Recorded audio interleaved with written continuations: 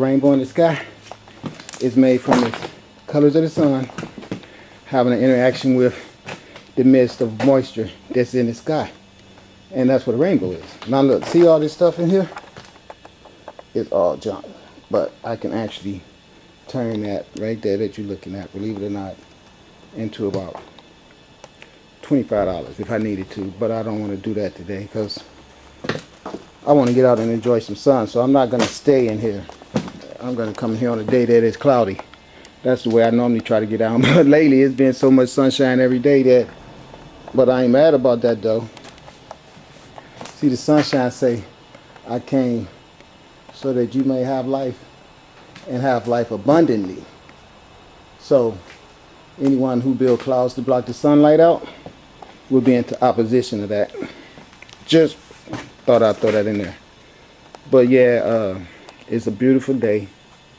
And I'm really having a blessed moment on this earth, this planet, this zit, this speck of dust, and this monolithic piece of mass. Because remember, if it wasn't for little, that wouldn't be big. So if you think this is big, then you know it's got to be something bigger than that. Because from the nothing comes the absolute. That's why I'm going to empty this truck, get all that stuff out of the way, and go hunting some more. Okay?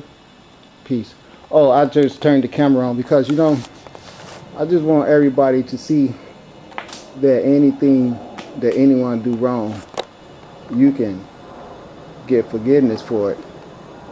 Only thing you got to know is that you don't need a mediator for you to gain your salvation between you and your creator source. All you got to do is have communion with your creator source. And that means that if you have a mediator, that communion better be the right mediator. Otherwise, you're going to be in communion with someone that has nothing to do with your creative source. That's where you get a problem at. Because if you are really vibrating with a genuine creative source, then you should be creating and not destroying. See, this stuff that I get a hold to is already destroyed. So you know what I do? I create the circumstance for it not to stay in the alleys and for it to return into the system of recycle that my mother and father had already implemented. So that's why I was sent here, as I said, to fix this earth. And so know that when you're vibrating with the proper creative source, you will be creating, not destroying. And if you destroy this right here, that stuff to build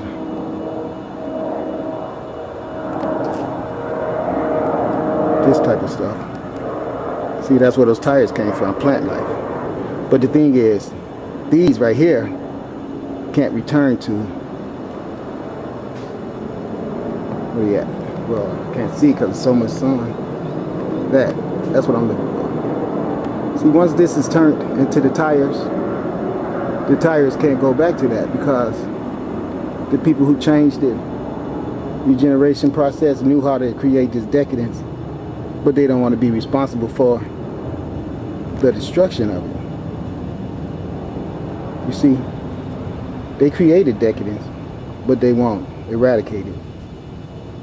And as you can see, me, Mr. Badass, the one who everybody scorns and say is bad, I'm doing my part to do what is really their job, because it's the only way I can make a living.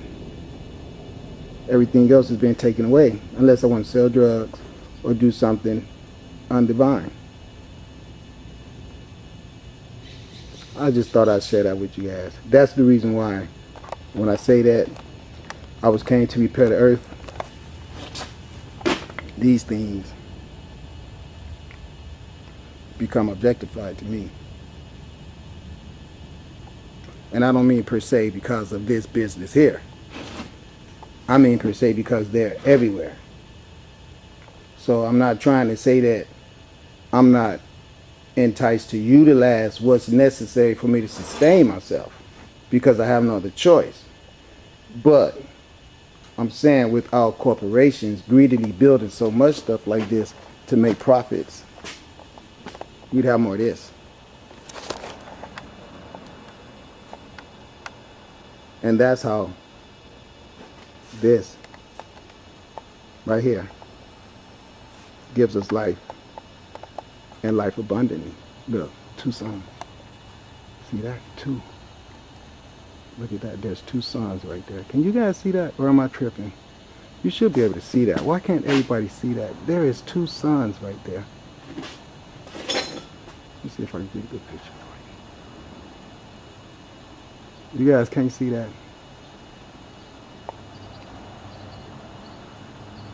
Can you see it? There's one right there. Look, there's one. Now watch.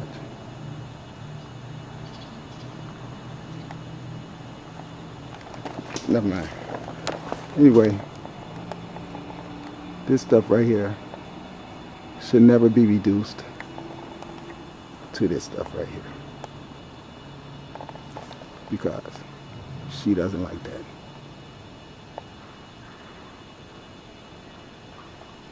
Wow, that's amazing. That's too. Maybe I'm the only one who can see that. We're spiritual. My pineal gland is operating at full capacity though, because I don't eat meat. So that's, listen, let me explain to you how it works. Your physical senses is limited only to your consciousness. You can see things but not be able to perceive them if your consciousness is not programmed enough to operate that side of your brain.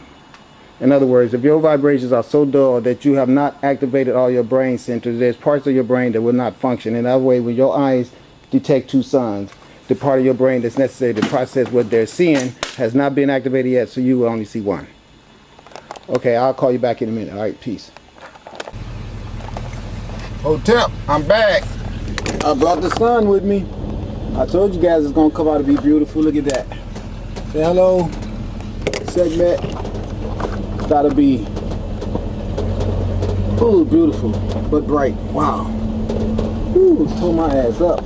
I looked into it and it was like, hello, I'm really supercharged today, bringing all kind of good stuff your way. So hey, check this out. I remember when I was in LA, I was telling you guys I used to work at volunteer services at this church I went to, West Angeles Church. I had went down there as instructed by the universe. I thought I was going there to be received by a real warm family of Christian folk. That ain't what happened. Now let me tell you what happened. There was some people there that was very friendly. I can remember their names too. It was this one lady there named Tina. She was a really beautiful lady. She was always nice to me. And there was this guy I worked with in the kitchen named Byron, and a guy named Charles. I think his name was Ryan. Ryan had a real good heart. So did Charles. There was a lady I worked with there too named, I think her name was Cookie. What was her name? Cookie, yeah, and Miss Ruth. And other people whose name I can't remember, so I don't want you guys to think that everybody in the church was just snakes. That ain't true.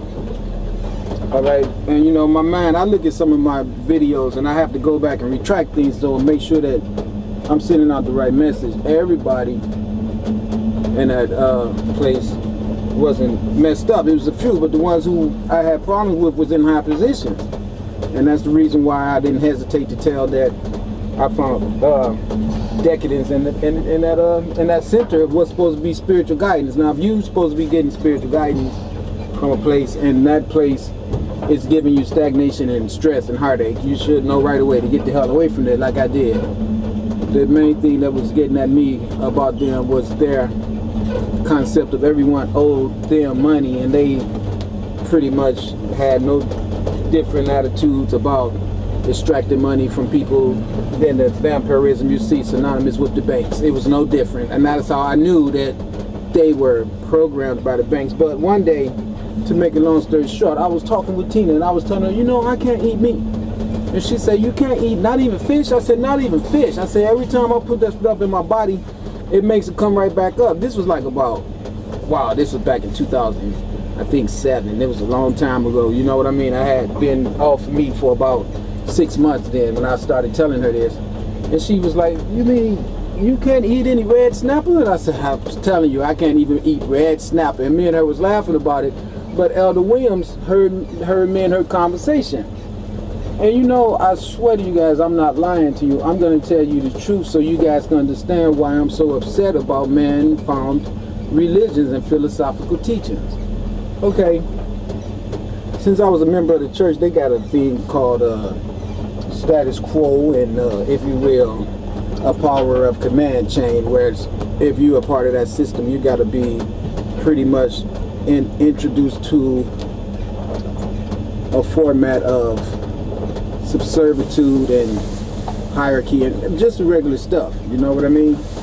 And so what happened was he called me to the side and he said, I couldn't help but overhear your, and as he did this, let me tell you what he did that really made me have a very, very disliking attitude toward him. There was this girl, I don't remember her name, but she was a really beautiful girl, and she had 3 daughters, real chocolate girl with really pretty face.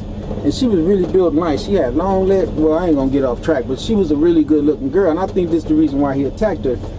And she had 3 daughters, and it was a Sunday, and we were all getting ready to go to this class that I was telling you all that I was in.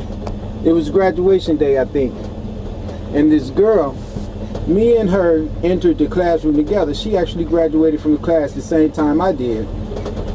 Me and her entered the classroom at the same time, and Elder Williams was in there, and me and about 2 more people.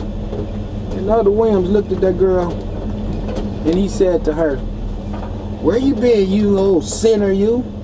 I couldn't believe he had said that, but he didn't say it as a joke. It was so much sarcasm in it, as if he was seriously accusing her, and I could see the hurt and everything come across her face, and I just looked at it in disbelief. I couldn't believe it. I could not. I was so disgusted that he would cut into her like that with no disregard for her feelings. And we in church, and I wanted to say to him, who the do you think you ought to talk to her? But I just held my peace. But I had already started getting pissed off at them niggas because I had saw who they were. And when he said that to the girl, he hurt her, and I could see it in her face. So she went on about her business, and she just dealt with that. But I could see all day long that was bothering her. But that nigga called me to the side right after he got his sister girl face. And let me tell you what he had the nerves to tell me. He said, I heard what you told Tina. And he said, I don't want you to be going around the church telling people that they can't eat meat. So look, my little ass looked at that motherfucker and I said, why not? And he said, because it's not something that we was instructed from Bishop Blake to do. And I looked at him and I said, what in the hell do you and Bishop have to do with me telling people about my inability to ingest meat? And when I looked at him and said that, I was waiting on him to answer me, and he didn't say anything. But the Spirit answered it for me. And it said, see, they regulate and monitor everything that get exposed to the minds of these people in the church. And since these people out here that control this church and own this church are the ones that manufacture and perpetuate the sale of these, they manufacture and they perpetuate the sale of meat. And so since they do manufacture and perpetuate the sale of meat, of course, when you got a center that has 30,000 people in it, you got to be real careful about what propaganda you are giving around in the church. And they have niggas like Elder Williams and other brothers and deacons walking around there to make sure they be spies, to monitor and report anything that they hear someone say that'll be out of contest with the power structures that be being able to continue their extraction of wealth from the unsuspecting masses of people. You understand what I'm saying? So the reason I pointed that out to you guys is because he showed me right in my face that if something that was healthy for the congregation would be implemented, but at the same time cause stagnation for the power structure that be, then